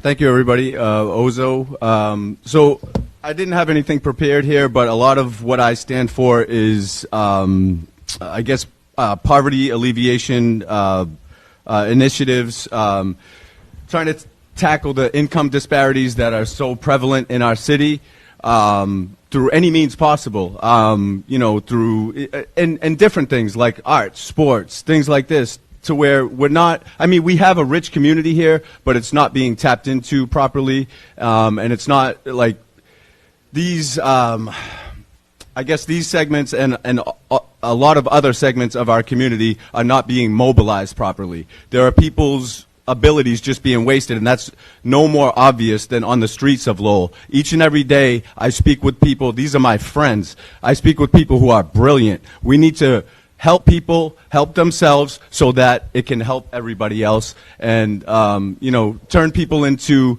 the upstanding citizens that they are inside, that I am now, that I've become. So thank you. Thank you. Please give all the organizers a round of applause. And thank you again to LTC for hosting this. My name is Vesna Noon. I'm running for re-election to the at-large City Council. This is going to be my 5th term. There's a lot of challenge, of course, the city has to continue to work on going forward. Affordable housing, we are talking about it. We're building more housing unit, affordable housing unit, but more need to be done, working with the state, city, and state and our partner. Public safety and the infrastructure, we've done a lot, but going forward, it's going to be tough with the budget and all that. Education, homeless issues, and cities that staff with all departments reflective of the people that we serve. Going forward, that's what I'm going to do. I'm asking for one of your 3 votes come November 4th. Thank you very much. Have a good evening. Thank you very much. I'm Rita Mercia, and I just want to say that I work for the Middlesex Sheriff's Office. I've been working there for 21 years. I am also the president of the Friends of the Council on Aging. We fund different amenities like a washing machine, a dryer, a stove, anything that they need that the budget can't afford, we buy it. Yes, we do. We bought a bus, and the bus is picking up people, bringing them to the senior center. I belong to the Bridge Club of Greater Lowell. We just recently bought a house at 147, a building at 147 East Merrimack Street. We're going to house 15 homeless veterans there. We're in the process of buying another facility, the Air House on Pawtucket Street, for 26 veterans. So that'll be 41 veterans that are homeless that'll have a place to stay. On November 4th, please consider me. You have the power to, oh man.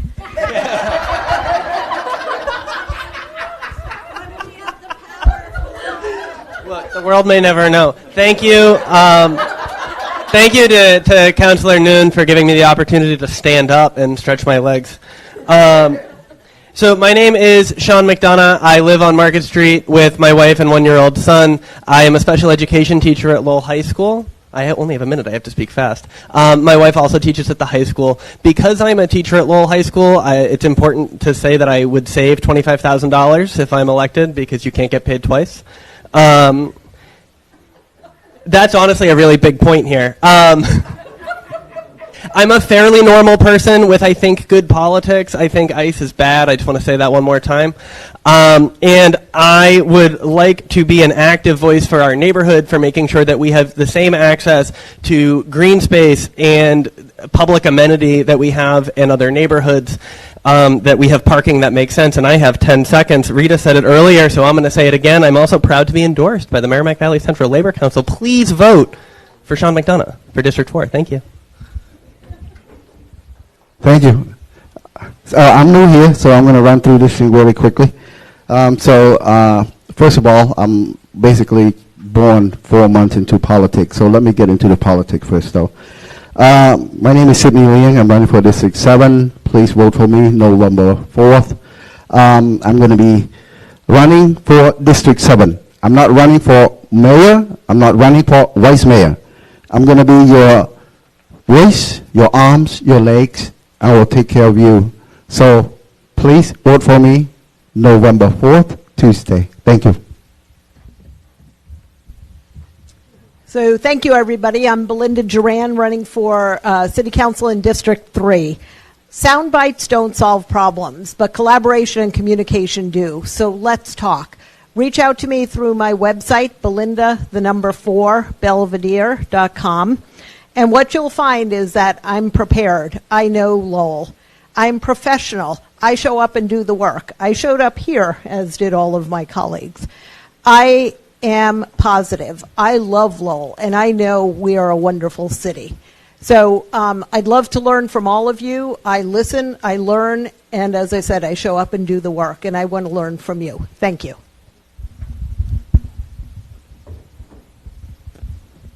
I, too, would like to thank Councilor Nguyen for giving us all the opportunity to stand up and stretch. I'd also like to thank the organizers and LTC for putting this event together. Thank you to the audience, whether you're here in the room with us or watching from home. This is how democracy happens. This is how we build a stronger community, and you're all a part of it, so I appreciate that very much. In my 2 terms on the City Council, I've accomplished things that I'm really proud of, but really the proudest thing the thing I'm proudest of accomplishing is really just being even more involved in our community organizations as well as the city, and being that conduit to get that information back and forth. In talking to everyone around the district and around the city, I've really learned that no one expects you to have all the answers. No one expects you to be able to solve all their problems right away. But people want to feel heard. People want to feel like their elected officials are accessible and responsive, and that's really what I try to be. I'm running low on time, so I'll just say please reach out to me if you have any questions. I would love to have a conversation with you. You can find me district4lowell.com. Thank you.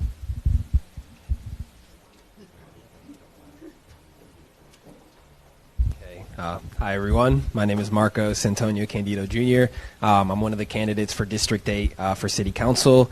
Before I say something, I guess just take stock of which candidates for that district race are here. I plan to show up for my community. I plan to take care of the working class people of not only District 8, but throughout the entire city. I will be a city councilor after all.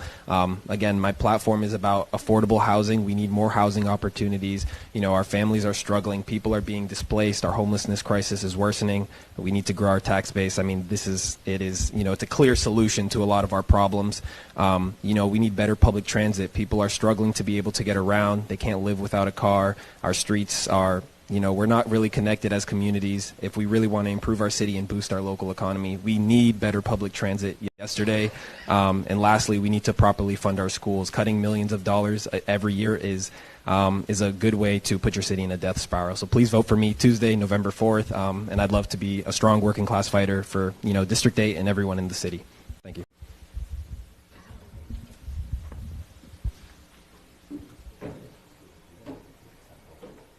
Hi, my name is Sherry O'Connor Barboza. My grandmother was an immigrant from Ireland and came over here on a boat. My husband is an immigrant from Brazil. I speak English, Portuguese, and some Spanish. And I would love to represent District 5. My biggest reason for running and why I would love for you to cast your vote for me is to give a voice to all. That's what I've been saying for years, is that everyone needs a voice. We need our schools fully funded, but also we need to update our buildings. I'd like transparency on all levels and equity throughout the city in regards to our green space, our playgrounds, and access to services, including fixing our streets and not just putting in speed bumps. We need to fill our potholes.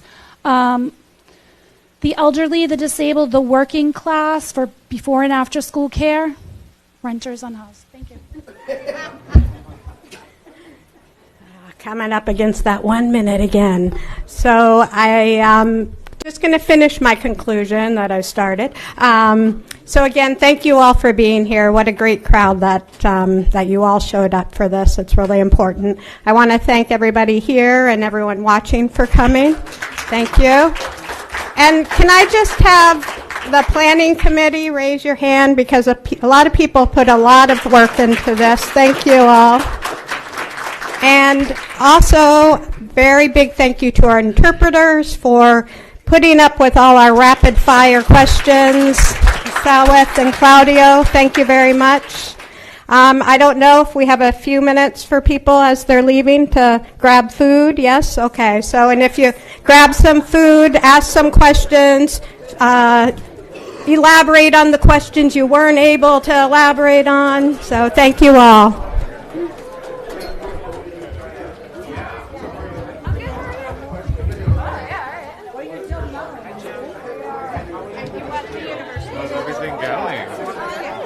I know the candidates I hate. There she is. Sorry.